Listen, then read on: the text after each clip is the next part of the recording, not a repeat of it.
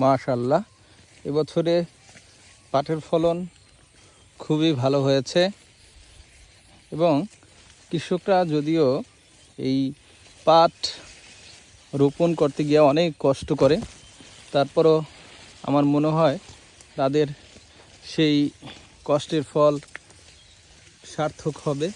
কারণ পাটের ফলন যদি ভালো হয় তাহলে অনেক বেশি পাট হয় এবং সেই পাটগুলো বিক্রি করে কৃষক তার জমি জমার খরচ মেটাতে পারে এবং তখন সে অনেক বেশি খুশি থাকে এবং এই খুশিতেই মূলত কৃষকের মুখে হাসি ফুটে ওঠে।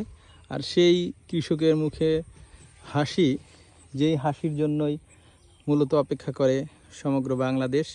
কারণ কৃষক হাসলেই হাসবে দেশ, এটাই সুন্দর বাংলাদেশ। বন্ধুরা, আপনারা যারা দেখছেন, আপনাদের বাড়ির আশেপাশে এরকম অনেক পাট ক্ষেত রয়েছে, দেখতে বেশ সুন্দর লাগছে।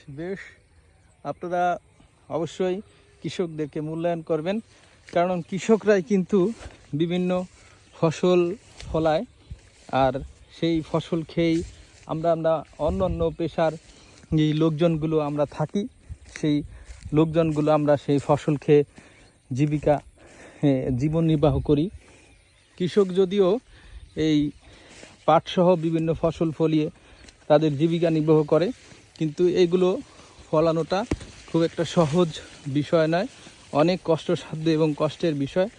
যার কারণে কৃষকদের আমাদের সবসময় ওইরকমভাবে মূল্যায়ন করা উচিত।